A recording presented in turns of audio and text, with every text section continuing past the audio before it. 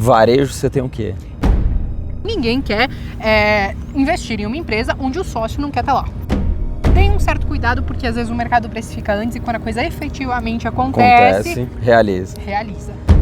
Mantenho ela e eu acho que para 2020 ela deve ir bem também. Porém, a gente nunca viu o que está acontecendo hoje de talvez uma bolsa de valores subir bastante, mas com uma taxa de juros tão baixa. Estudar o que está fazendo para não fazer lambança no mercado, perder dinheiro e sair falando que bolsa de valores não presta. Pelo menos Quantas pessoas você conhece que comprou por R$1 a Magalu e tem até hoje? Bilionários, eu estou sem voz, mas a gente vai colocar a tecla SAP aqui embaixo, né? Senão o pessoal não entende o que a gente está falando. Quem a gente está trazendo aqui? Bea Aguilar, a top Master Blaster das galáxias, segundo o Pit Money. Foi isso que ele te descreveu, exato. Humildemente. Depois eu mando o cheque pra ele, viu? Sem funda. O que a gente vai falar aqui com a Bea, como que ela investe, o que ela tá vendo de ações promissoras agora para 2020, não só ações, mas investimentos como um todo. Então já se inscreve no canal, ativa as notificações, tô ficando sem voz, Instagram, etc. Pode agora divulgar. Tá batendo um pouco de vento nesse momento, é meu primeiro investimento para 2020 é o Rabicó. Vamos comprar um Rabicó, um amarrador de cabelo, porque a pessoa vai sair tipo uma Maria louca no canal dos outros. Mas tá tudo bem, gente, vamos lá. Dê um pulinho lá no meu canal, porque nós também teremos vídeo fazendo uma resenha sobre bancos, quem sabe, né? Sim. E vai ficar o meu cabelo o vídeo inteiro assim, e passando o helicóptero, e passando Deus e o mundo. O importante é não chover, né? Porque nós estamos aqui fazendo 1 bilhão de verão. Mas a gente conversou com a Maju antes de vir. Ela falou que não vai. Maju errou. Maju falou não vai dar nada. Sol, pôr do sol. Não tem erro. Tá, vemos o não erro. Como que todo mundo te encontra, Bea? Pessoal, dê um pulinho lá no canal Papo de Bolsa. Dê um pulinho lá no canal Papo de Bolsa. Eu falo bastante sobre ações, sobre bolsa de valores, principalmente renda variável, porque quer ou não, é o meu perfil. Renda variável, 100% em renda variável, apesar de não ser 100% em ações. Ótimo. Já quero saber quantos por cento em ações. Então, em ações hoje eu tenho 85%, é relativamente bastante, e o resto tá lá destinado para uma porcentagem para proteção em dólar e também em ouro, e também tem lá um fundo que é um multimercado que investe atrelado ao S&P, ao mercado lá fora também. Mais ou menos. Serve em eventuais momentos como Bea, chama a vinheta, vai, senão a editora enche o saco. Vocês têm vinheta, meu? 2 segundos que o dinheiro deu pra pagar, que né? Chique, eu não tenho vinheta, 2 então segundos roda a vinheta, minha gente.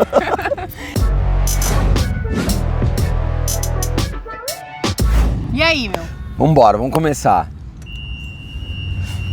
Começou o jogo, né? A gente deveria estar fazendo o quê? Malhando. Não, a gente tá aqui falando de ações. Então tudo bem. Não, já que você começando, já quero saber o que a gente pode esperar para 2020. O que você acha que vai acontecer? 2020, alta volatilidade para a bolsa. Teremos vários eventos que vão chacoalhar ela. Temos eleições nos Estados Unidos, 3 de novembro. Você não acha que o Trump leva? Eu acho que leva. Eu acho que, claro, depende muito também do candidato que eles vão colocar do lado dos democratas, né? O pessoal tava falando de Bernie Sanders, de Warren, do próprio Bloomberg e tudo mais. Enfim, eu acho que talvez Sanders e Warren sejam nomes que já estão um pouco manjados. Vamos ver o que surge aí no meio do caminho. Mas diz que o tal do Michael Bloomberg diz que vai gastar 1 bilhão de reais para tentar derrubar o Trump e fazer propaganda contra ele ou até mesmo apoiar os aliados dele. Caramba, então, doar pro canal ele não quer não, né? 1 bilhão para nós não tá querendo, Safado. Né? Mas enfim, essas eleições elas prometem, chacoalha bastante o mercado, isso aconteceu nas últimas, isso é normal. Aqui no Brasil nós também temos algumas reformas, então a gente pega a reforma tributária, a reforma administrativa, isso também as perspectivas. Você acha que passa? Disso. Eu acho que passa, talvez não exatamente como o Paulo Guedes está querendo, né? Nem sempre a gente consegue tudo aquilo que a gente quer. Exatamente. Mas no fim das contas, justamente por às vezes ele não conseguir passar 100% do jeito que ele quer, é isso que chacoalha às vezes a bolsa. Porque às vezes o pessoal fica tentando calcular qual que vai ser o efeito de passar uma reforma assim ou assado. Então, no fim das contas, eu acho que vai ser um ano com bastante volatilidade, mas que se você olha a conjuntura, Brasil, de talvez uma leve, mas assim, uma leve retomada econômica, porque a gente ainda não está na quinta marcha, tem alguns setores que ficaram um pouco para trás e que eu acho que tendem a ir melhor. como o setor de varejo, o setor imobiliário e o setor de infraestrutura. Então você já está dando uma dica de ouro. Varejo, imobiliário e infra. Eu acho que são 3 setores que devem ir relativamente bem. Com a retomada econômica, é automático que esses setores... Porque assim, esses setores eles ficaram um pouco para trás nos últimos anos, enquanto os outros setores já estavam caminhando. E aí o setor imobiliário ficou para trás, a gente pega infraestrutura, a gente estava com baixo investimento e tudo mais. E até mesmo em períodos de crise a gente tem uma demanda um pouquinho menor quando a gente olha para exportação e importação. Então tudo isso eu acho que a gente vai ver desenrolar um pouquinho melhor em 2020. Varejo, você tem o quê? Varejo, eu tenho Via Varejo. Via Varejo. Via Varejo, então, essa é uma ação que eu tenho, ela já tem um bom tempo. Quando eu comprei ela, isso deve ter uns 4, 5 anos pelo menos. O que aconteceu em 2019 era para ter acontecido lá atrás, tá? Que era o Grupo Pão de Açúcar sair da gestão porque ele era um sócio que não queria estar lá. Sim. E na época eu achava que isso ia acontecer. Só que só demorou aí todo esse tempo, que só foi acontecer em 2019. Ninguém quer investir em uma empresa onde o sócio não quer estar lá. Sim. Então eu imaginei que a partir do momento que o Grupo Pão de Açúcar saísse, a coisa poderia ser tratada diferente e que ela finalmente poderia talvez fazer o seu turnaround, e é justamente o projeto dela. E é claro que não é só sair um carinha que tudo está resolvido. Sim. Você precisa de bons projetos. Então você pega, poxa, Via Varejo. Se a gente considerar que talvez uma retomada na economia, a confiança do consumidor aumentando, isso pode ajudar. Mas qual que é o principal dela?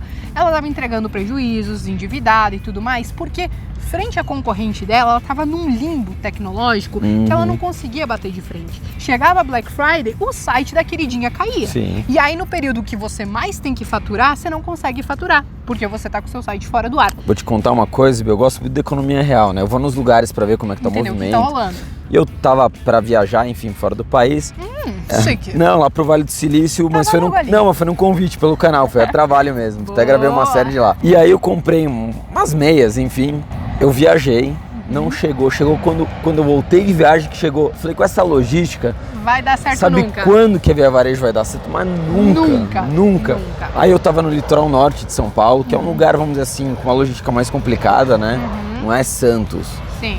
Comprei umas cadeiras de praia, não são essas aqui, isso aqui são emprestadas. Comprei umas cadeiras de praia, chegou no dia seguinte, numa logística horrorosa, que é o litoral norte de São Paulo. Sim. Então se compara um e outro, fala, esse troço se não acertar não vai dar certo. Tanto é que o principal concorrente do Magalu não é Via Varejo, é o Mercado Livre. Não, você pega Mercado Livre e eu diria que até algumas empresas que poderiam ter um certo potencial, mas que por alguma razão não conseguem, como você pega Americanas e Submarino e tudo mais, ainda a Magalu ela acaba despontando. Mas porque ela não chegou a entrar naquele limbo tecnológico que algumas entraram. Mano, você pega a Via Varejo com problemas de tecnologia, até mesmo nas lojas, tá? Porque daí acontece, eles têm lá 1000 e poucas lojas que eles vão passar uma por uma, vendo qual tá sobrepondo qual no quesito de faturamento, porque às vezes tem lojas muito próximas, uma rouba o faturamento da outra. Eles vão enxugar. E eles estão passando uma por uma para entender o que é bom, o que não é bom e o que elas podem fazer. Se vale a pena a gente tirar uma desse cantinho do mapa e só manter outra, para não ter esse problema de competir faturamento com lojas muito próximas. Outro ponto importante, às vezes você entrava em umas lojas, parecia um favelão.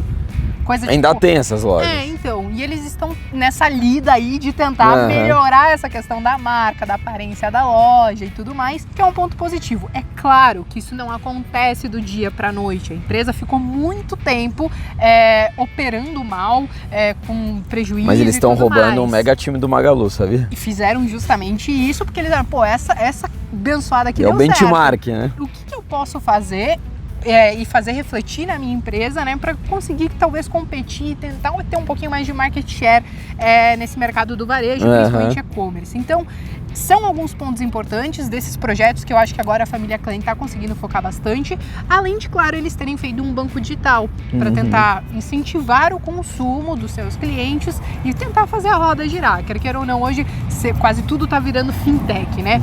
Tem uma razão. Conseguem ter uma diversificação de receita e conseguem ser lucrativas com margens um pouco mais altas do que quando você olha para o setor de varejo. O setor de varejo, ele não ganha com margem alta, ele ganha com quantidade. Quando você vai para o setor financeiro, a margem é maior.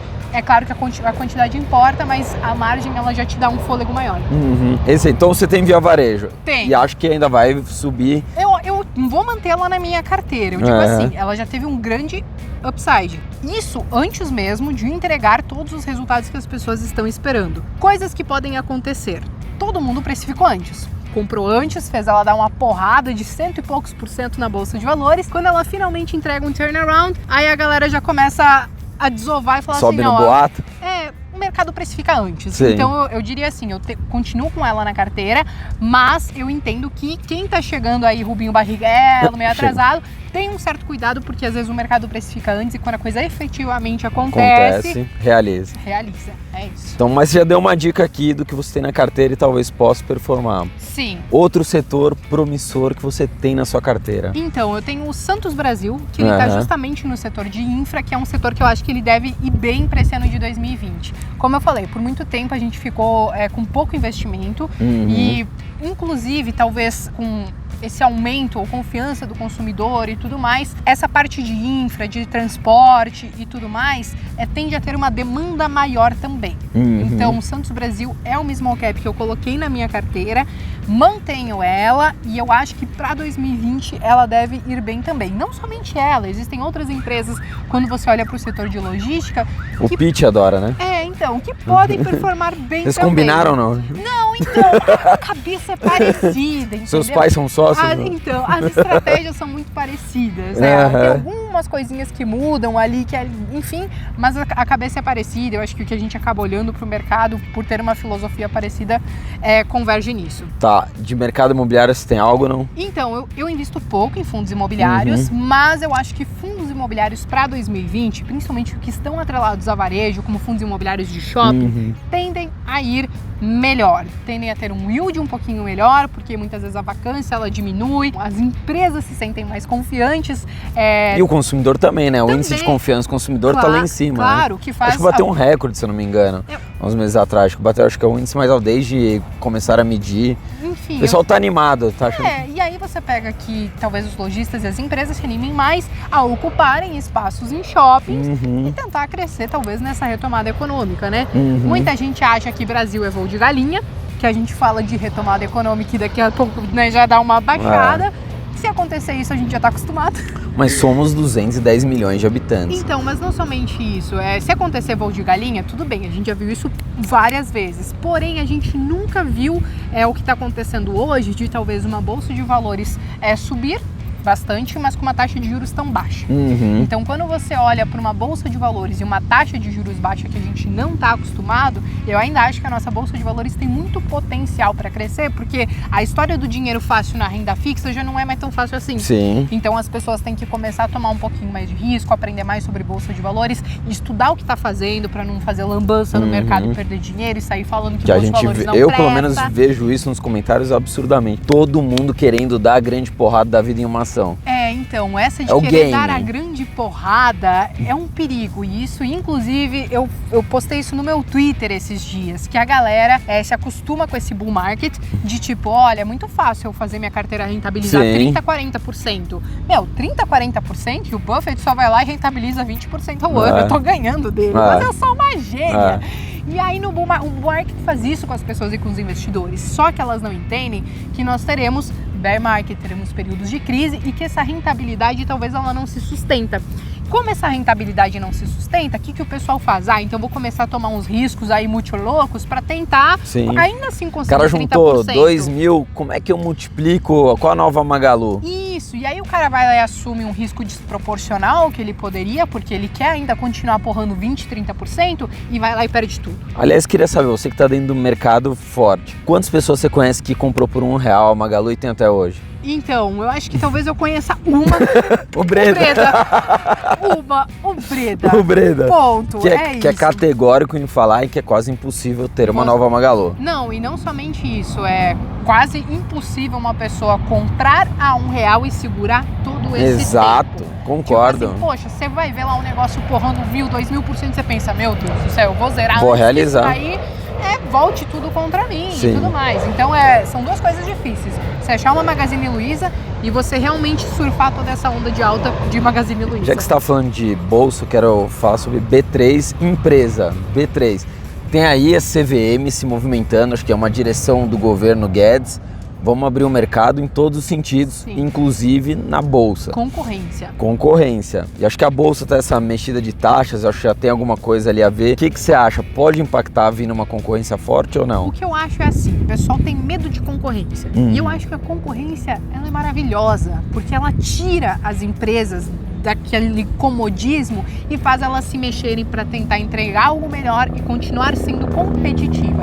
Eu acho que hoje o mercado de bolsa de valores em si, instituição bolsa, é um mercado de difícil entrada, a começar pela demanda de pessoas que investem na bolsa de valores, mas... Pensei que era o helicóptero do bilhão. Poxa, daqui a pouco ele chega a buscar a gente nesse momento. Não, porque você viu, ele falou, né? Ele falou, deixou a gente aqui e foi comer um sanduíche, né? Daí daqui a Mas pouco já ele volta. Exato. Mas enfim, esse é um mercado. Eu fico perguntando se minha voz vai sair nisso. Talvez saia. Não, mas a gente tem um negócio que a gente faz na edição bala, depois você vai ver. Voltando ao nosso assunto. Pode, e eu acho que nós teremos uma concorrência. Ainda temos poucas pessoas investindo. Ao andar da carruagem, que eu acho que esse número de CPFs na bolsa vai aumentar, tem espaço sim para uma nova bolsa de valores, mas não é ruim. Primeiro por quê? Vamos olhar pelo lado do seguinte. Eu invisto nos Estados Unidos, existe mais de uma bolsa lá. Eu não deixo de investir em uma bolsa para investir em outra. Se eu quero uma ação que tem na bolsa A, eu vou investir na bolsa A. Se eu quero uma ação que tem na bolsa B, eu vou para B. Eu não preciso ficar escolhendo entre Mas uma o dinheiro e outra. não mesmo? Então, como assim o dinheiro? Por exemplo, eu tenho 1 milhão, para investir. Ok, eu posso investir aqui e ali, mas esse 1 milhão está sendo dividido. Sim, tudo bem. A não ser que venha mais dinheiro, mais fluxo, mais dinheiro novo. Não, isso sim. Ok, mas eu acho que a gente tem um fluxo novo. A gente olha a nossa bolsa realmente crescendo bastante. Cada mês você tá vendo aí 100, 200 mil CPFs novos na bolsa. Sim. Isso é algo que fazia muito tempo que a gente não via. Em 5 10 anos. A gente triplicou o número de pessoas na bolsa em 5 anos. Sim. Isso é muita coisa. Mas o que eu digo é que hoje você, como investidor, você não precisa escolher uma bolsa ou outra para investir. Você pode investir nas duas. Então a concorrência, pra gente, ela é boa. Você vai ter algumas outras ações diferentes. Porque a Petrobras hoje negocia na B3. Se ela tá na B3, dificilmente ela vai querer ir para outra bolsa. Sim. Aí vem um outro ponto que a gente tem que ficar atento. Se vem empresas novas para fazer IPO, que aí você pega bull market, está cheio de IPOs, empresas, né? Você vê que a gente está no bull market quando tem 15, 20, 30 IPOs no ano, Sim. né? Então, aí o que acontece? Elas vão olhar, essa bolsa tem menor custo, essa tem maior custo, liquidez, e aí que talvez a concorrência faça um pouco mais de sentido para as empresas que querem entrar na bolsa. Mas não chega a impactar as ações fortemente? Eu acho que não chega. Eu acho que assim, é mínima coisa, e principalmente no início, porque é notícia, né? No fim das contas. E aqui não é para amadores. Exatamente. A notícia ela impacta um pouco, porém, provavelmente, mesmo com uma concorrência, a B3 vai continuar sendo lucrativa. Bolsa de valores é lucro das empresas. Eventualmente, no curto prazo, a gente tem notícias que impactam. Mas, quando você olha no longo prazo, uma bolsa crescer, cair e tudo mais, tem a ver com o lucro das empresas. Para mim, B3 continua sendo uma empresa lucrativa, ainda que tenha concorrência. Eu ainda tenho ela, inclusive, na minha carteira. Tá lá. Não, você já deu aqui uma aula para 2020. Você queria um vídeo pro YouTube? Toma seu longa-metragem. Não, exatamente. Eu queria um vídeo, não um filme, né? Aí, ganhou um longa-metragem. Quem sabe não vai pro Oscar, né? Poderíamos. Tem melhor atriz, não é nem coadjuvante, né? Merecemos, eu acho, viu? Tá valendo. Bea, deixa de novo suas redes sociais, como que todo mundo te encontra? Pessoal, me busquem aqui no YouTube como canal Papo de Bolsa e no Instagram Bea_Aguilar com 2 L's. Eu tô sempre postando algumas coisas nos stories, lá no meu canal também. Tem vídeo na terça, na quinta, no domingo e eventualmente eu coloco mais umas coisas aí no meio. Bea, como eu vejo que você dá entrevistas e ninguém te dá absolutamente nada, aqui no canal a gente sempre dá. Quer mais, não? Eu quero o bolo inteiro! Somos 2 com a mesma vontade, mas não com a mesma sorte. Sinto muito. Eu não acredito, eu sou muito rica, porque você sabe quanto que tá o dólar hoje, ó? Então, isso não, aqui... você não sabe, você tem uma caneca também, que infelizmente atrasaram a entrega, absurdo. Não acredito, tudo bem que nem eu tenho a caneca. Mas o helicóptero tá chegando. Mas ele foi comer sanduíche, não sei que horas que volta, e ele tem problema de estômago, enfim, eu não vou entrar em detalhes aqui. Tem mais alguma rede que você quer divulgar? Tem o seu Instagram. Instagram falei, temos Twitter também, Bea_Aguilar. Não tem anônimo, só tem você lá. Não tem um nome igual ao seu. Eu acho que não. Não Geralmente tem. Beatriz vira Bia. E aí todo mundo pergunta por que te chamam de Bea. Você foi na Aparecida Liberato? E daí eu peguei e falei, é porque a minha mãe disse que você não é todo mundo. Então exatamente. você vai se chamar Bea. Ponto. É isso. Mas é Beatriz o nome? Beatriz. Faz sentido ser Bia. Não, mas eu achei que era, sei lá, Bia de alguma coisa. Bianca, não. É, e você falou, vou colocar um nome diferente só pra todo mundo conseguir me achar. Não. Que nem meu nome, eu escrevo Fabrício com Z, você viu? Tá, sim. Não, mas é Fabrício com Z mesmo. Não faz a gente ganhar dinheiro. Exatamente. Eu ganhei dinheiro com B, viu? Tá aqui, E ó. o pessoal fica querendo esse dólar, mas vai ter, a gente vai dar meu. alguns dólares, mas eu vou te contar depois como. Já se inscrevam aí no canal, estamos voando aí mais de 1000 pessoas por dia.